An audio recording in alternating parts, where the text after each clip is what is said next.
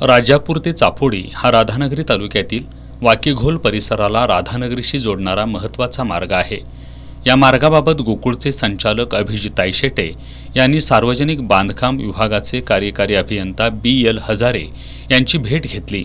त्यांनी हजारे यांना ऑनलाईन प्रस्ताव सादर करावा, अन्यथा राधानगरीमध्ये रास्ता रोको आंदोलन करू असा इशारा देणारं निवेदन सादर केलंय।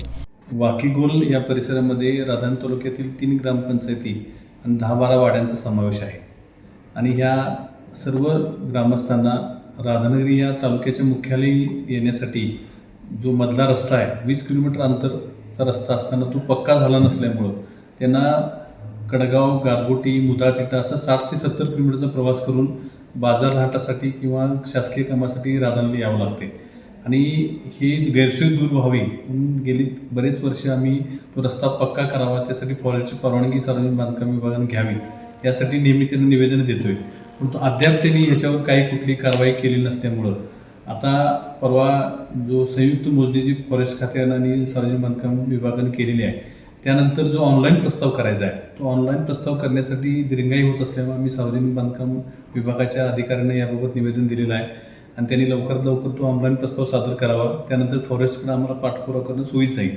तो जर प्रस्ताव 10 दिवसात त्यांनी केला नाही तर राधानगरी या ठिकाणी आम्ही त्या विरोधात आम्ही रास्ता रोको आंदोलन करणार आहे। 10 किलोमीटर अंतराचा हा मार्ग वन विभागाच्या हद्दीतून जात असल्यानं वन विभागाची परवानगी घेणं आवश्यक आहे। हा मार्ग नसल्यानं वाकीघोल परिसरातील लोकांना तालुक्याच्या ठिकाणी जाण्यासाठी कडगाव, गारगोटी, मुदाळतिट्टा असा तब्बल 60 किलोमीटरचा प्रवास करावा लागतोय।